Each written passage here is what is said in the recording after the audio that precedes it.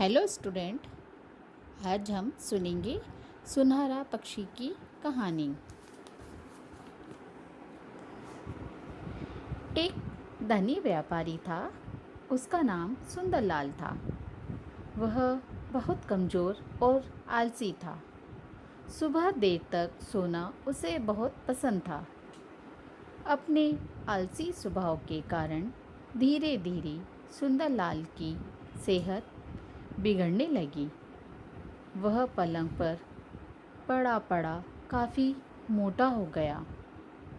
उसे अब ज़्यादा चला फिरा नहीं जाता था। उसने अपने सारे काम नौकरों पर छोड़ रखे थे। नौकर अपने मालिक के आलसीपन के बारे में जानते थे, इसलिए उन्होंने भी धीरे धीरे बेईमानी करना शुरू कर दिया। इससे सुंदरलाल को व्यापार में नुकसान होने लगा। एक दिन सुंदरलाल का मित्र उससे मिलने आया।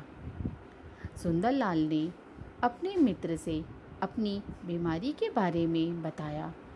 मित्र तुरंत समझ गया कि सुंदरलाल का आलसीपन ही उसकी बीमारियों की जड़ है। उसकी बीमारियों की जड़ है। उससे सुंदरलाल से कहा, तुम्हारी बीमारी को दूर करने का एक उपाय मेरे पास है, पर तुम वैसा नहीं कर पाओगे क्योंकि इसके लिए तुम्हें सुबह जल्दी उठना पड़ेगा। सुंदरलाल ने कहा कि बीमारी ठीक करने के लिए वह सब कुछ करने को तैयार है। मित्र ने कहा, सुबह सुबह अक्सर एक सुनहरा पक्षी आता है जो पेड़ों के ऊपर बैठा दिख जाता है। तुम अगर उसे देख लो तो तुम्हारे सारे कष्ट दूर हो जाएंगे। सुंदरलाल अगले दिन सवेरे जल्दी उठकर सुनहरे पक्षी को खोजने निकल पड़ा।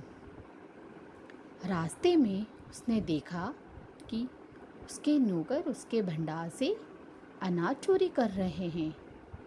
दूध वाला दूध में पानी मिला रहा है। सुंदरलाल ने अपने सभी नौकरों को खूब डांट लगाई। अगले दिन सुंदरलाल फिर सुनहरे पक्षी की तलाश में निकला। सुनहरा पक्षी मिला नहीं था, पर अपने मालिक को रोज आते देख भंडार से चोरी होना बंद हो गई। सभी नौकर अपना काम ठीक से करने लगे। सुबह सुबह ताज़ी हवा में घूमने और चलने फिरने से सुंदरलाल की सेहत की सुधरने लगी। कुछ समय बाद सुंदरलाल का मित्र दोबारा उसके पास आया।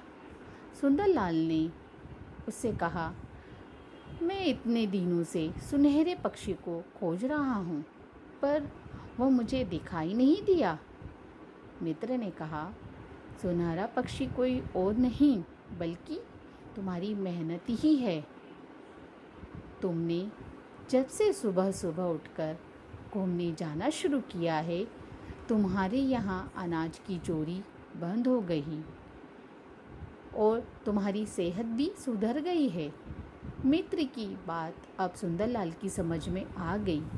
उसने उस दिन के बाद से आलस करना छोड़ दिया।